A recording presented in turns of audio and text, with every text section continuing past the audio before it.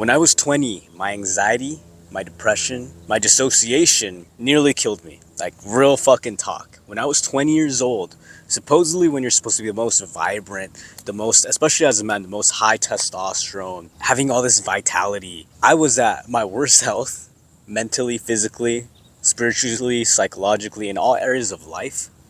I was down the drain. I was not doing well.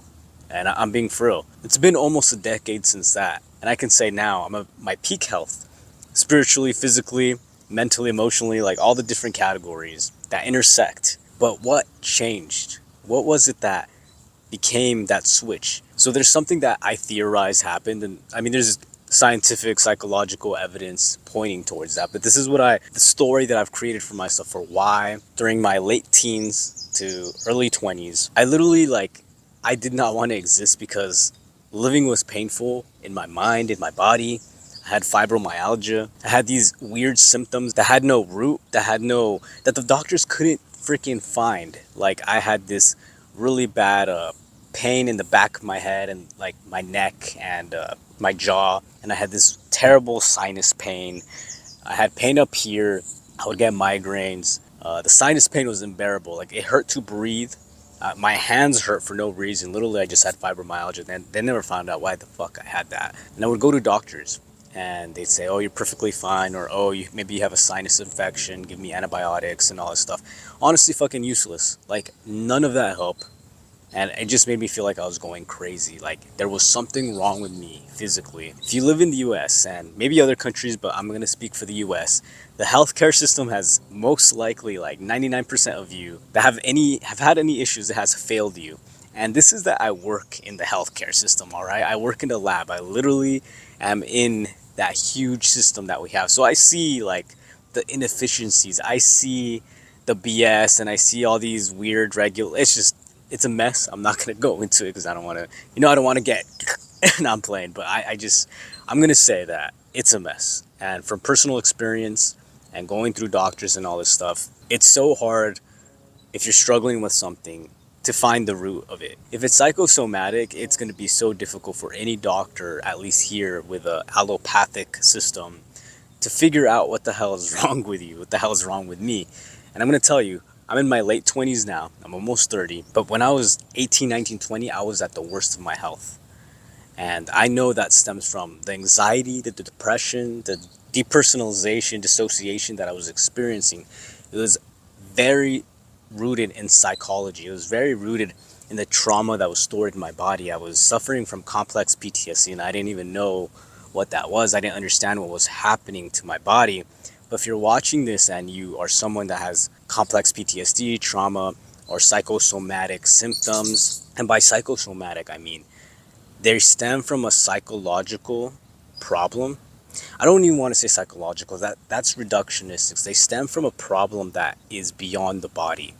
There's something wrong in our energy, there's something that isn't aligned in our minds, in our spirit, in who we are as a person. There's something that might have happened to you the same way things happened to me, that like threw our body out of balance and is trying to like process this huge trauma, this anxiety or depression or whatever it is. And so it's manifesting in physical symptoms. When I was 18, 19, 20, I was going to doctors because I had these pains. I literally had this really bad like sinus type of infection. It hurt so bad. It hurt to breathe. It would all connect. It would hurt my TMJ, even to the back of my head. My scalp hurt. I had these migraines, and I would go, because I didn't understand any of this. I didn't understand that it was stemming from a different issue. I would go, they'd give me antibiotics. They'd be like, "Oh, there's nothing wrong with you." It would make me feel crazy. I know so many people that have gone through this, and maybe you have too, where you go to a doctor, you're like, "There's something wrong with me. These are my symptoms." And they're just like, "There's nothing wrong with you. Here's some ibuprofen, here's some antibiotics, and then go on your own way." It's like a 10-15 minute consultation, and you're just walking out there like, damn, maybe I'm crazy, maybe it's in my head. Ironically, it kind of might be, but that's beside the point. I felt like I was going crazy. It didn't help. It worsened my anxiety because I would take these antibiotics. I would do those like saline solutions, the neti pots, and it wouldn't work. None of it worked. It just made it worse because it made me more anxious. It made me feel like maybe I'm dying.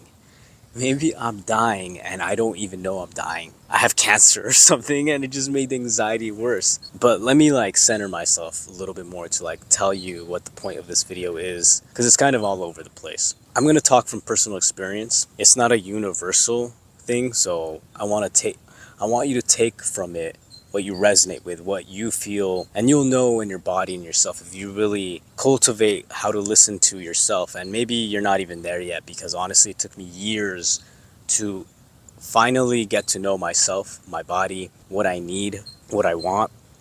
And that sounds crazy to some people, because some people are so in their body.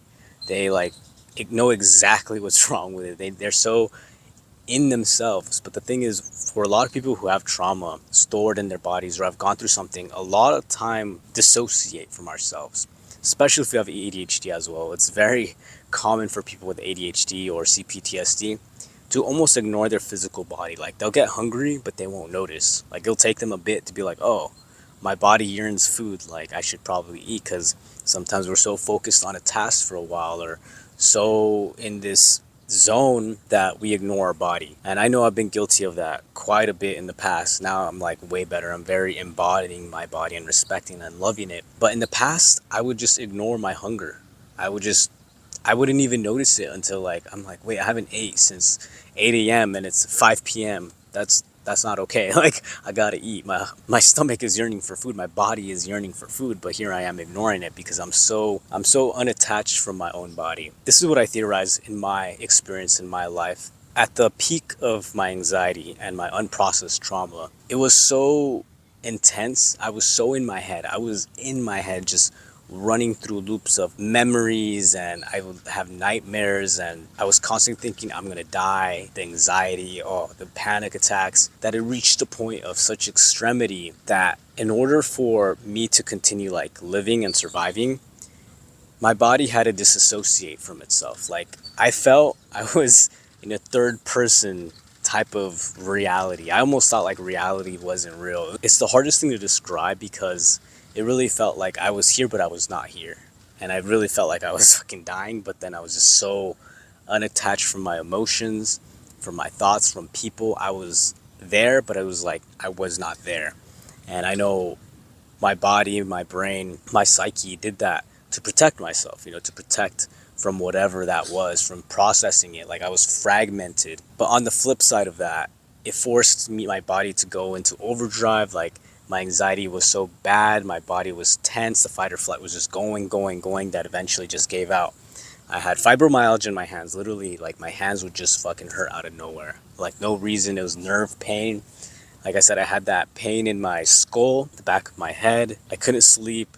Everything was just terrible. And this is at supposedly the peak of my life, right? 18, 19, 20 should be the time that, especially as a man, there's so much vitality. I'm high on testosterone. I'm high on life. I want to go hunt. I want to go get a job. I want to finish my university, like whatever it was. But it was the opposite for me. Like I was just barely surviving. I didn't know what was going on. And like I said, the doctors didn't help me out in that. They were like, well, it seems maybe you have anxiety. I recommend therapy, and I have nothing against therapy. Actually, it's helped me quite a bit. I got lucky with some therapists, unlucky with others, but it was not enough. It was not the guidance that I needed. So dissociation is a very common thing in this realm, in this world of healing and trauma. And maybe you yourself are there, or you were there at some point. What I can say is that I'm not there anymore, and I haven't been there for a long time. It's pretty horrible when you're in the midst of it, but I want to talk about how I got out of that. I want to talk about how being present saved my life. Literally being in presence has saved my life in so many different ways. It's not the only thing.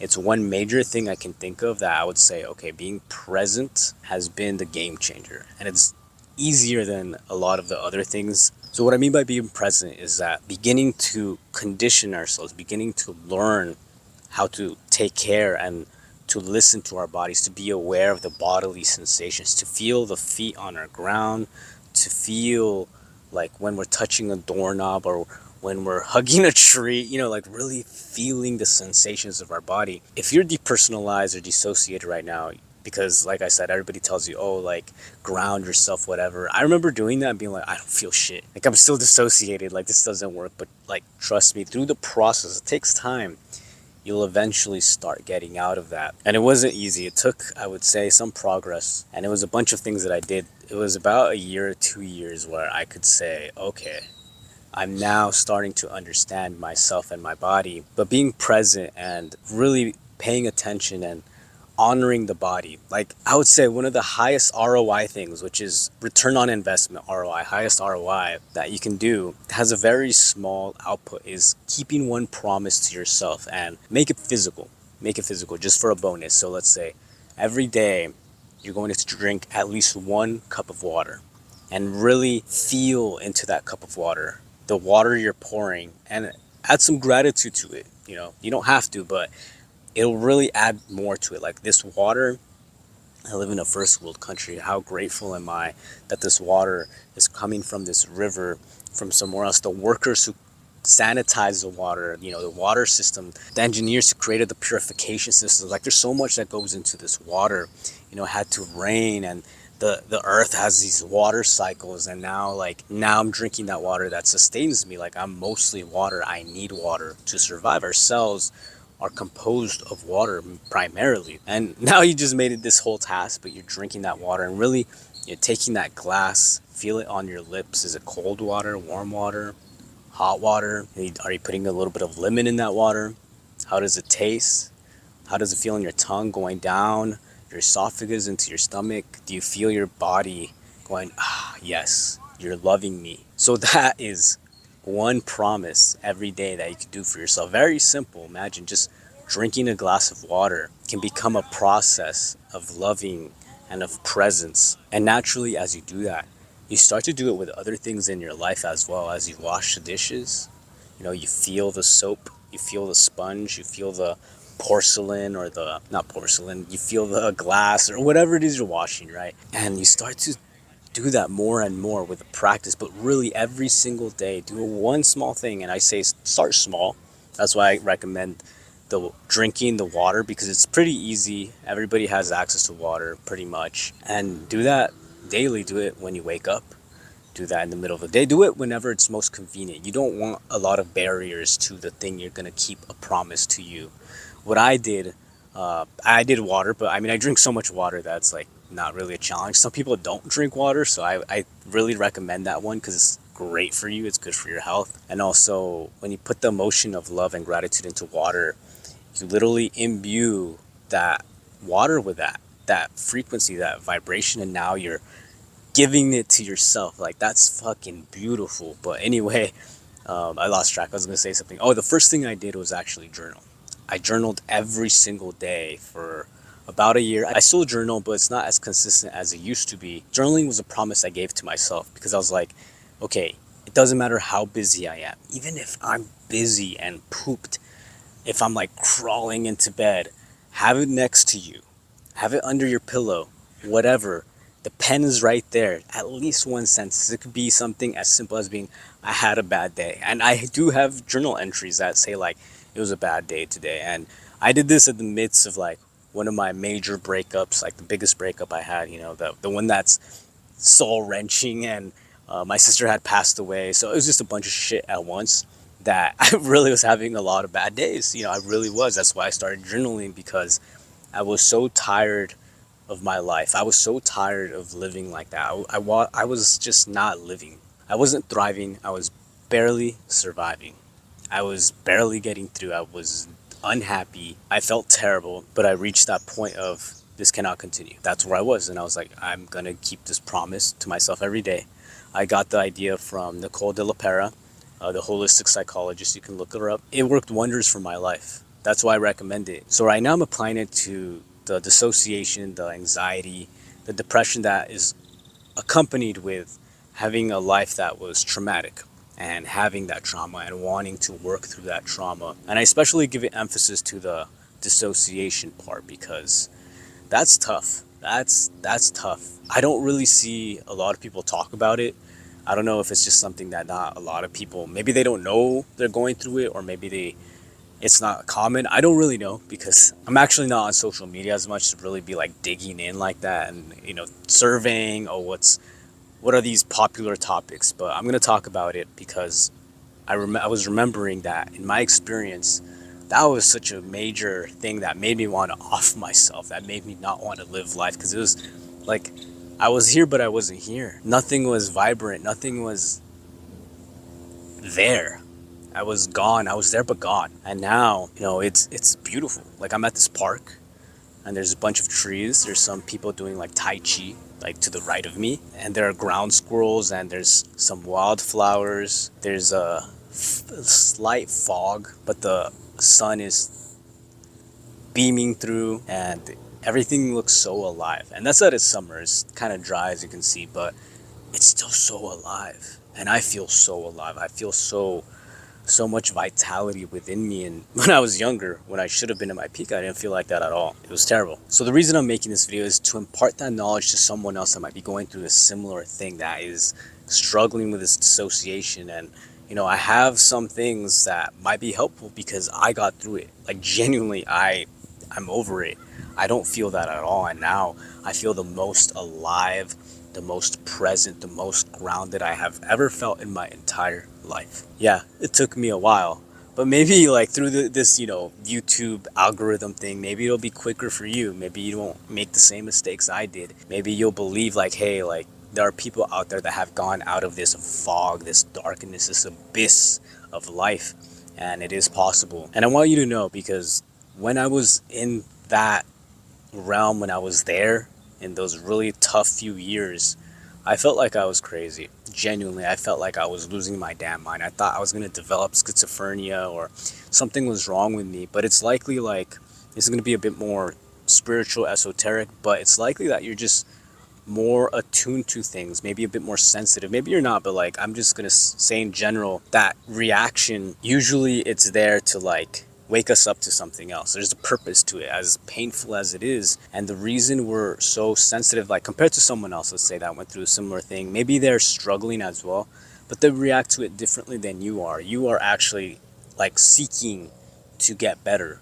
Other people, I'm not saying they're worse or better or anything like that, but they'll numb themselves to drugs, right? It's the reason why a lot of people seek drugs. It's the reason why a lot of people have these addictions, and that's filling that hole, that's keeping them present because of that.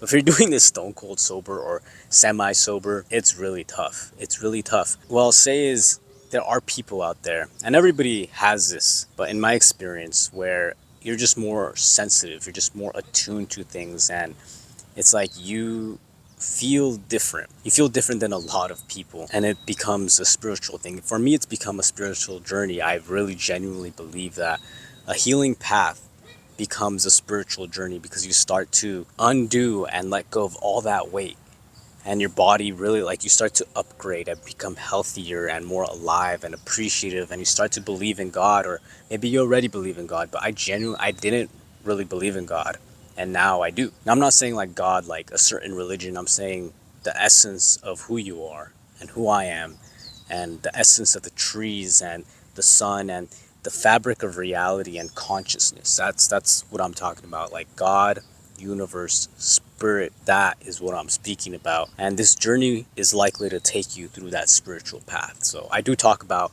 spiritual concepts in this channel as well as masculine concepts, because as a man, there's not a lot of channels, at least from what I consider, a lot of people talking about that. I'm going to talk about it. I'm going to talk about my journey. Maybe it's a little bit more doing and learning how to be, because there's a do and the be. They're both important.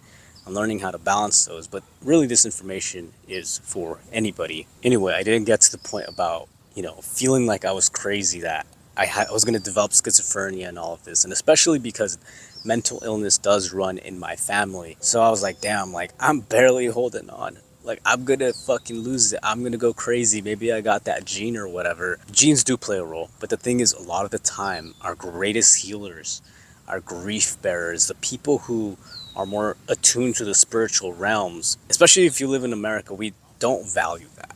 A lot of people don't value that. But the thing is, there's a gift. And the reason that a lot of people feel like they're losing their minds is because it's a crazy world and you've gone through a crazy experience. You're not crazy. You're not crazy. But we do have to clear that out. and let go of the gunk.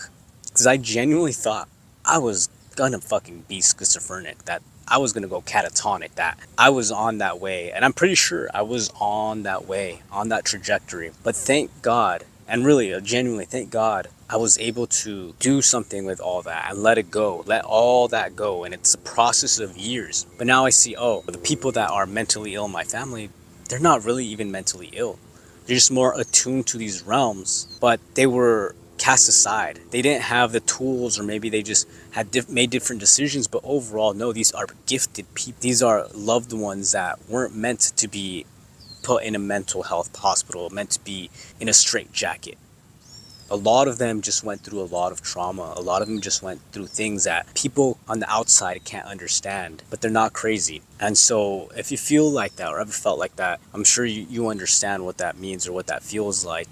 And I want to say it is a process. It is a process, but hold on and ground. The spiritual realms can be pretty tricky, especially if we're trying to go from the third chakra crown and be all up here, which I notice a bit in the spiritual community, when really we have to go more down here in the middle. Well, we have to embody as a whole. It's important, just as important, to be here on earth, not the clouds, here on earth, and learn how to love the body, love the physical, and really feel at home. Really feel at home with the self and with everyone else, because once you harmonize yourself, you start to harmonize externally as well. And it's difficult because I still get triggered, obviously. Like I'm human. Shit happens. And sometimes, it's a process of going through those human emotions and these situations, and where people piss us off. Like this morning I was pissed, and I'm still kind of pissed, but like I'm gonna accept that. I'm not gonna be harder on myself. I just like go through the motions, go through what you need to go, alchemize all of that, and then eventually reach that point where you've alchemized it and you're like, all right, I turned that turd into gold, and this is what we're doing. You're not a turd though, but like this is what we're doing with ourselves, and there's a gift there. Anyway, if you've enjoyed this video, I'd invite you to like and subscribe, just to push this out to more people who are experiencing this or experience this thing. And let me know if you went through the same thing. Maybe like you've seen like nobody else talk about it, or not as many people talk about dissociation, or how you got out of it. Honestly, like if you have any tips, leave it down below. Someone might read it, might benefit from it, and that's how we just make this world a better place. So thank you for watching. Subscribe so you can see more of like videos like this, and I'll see you in the next video.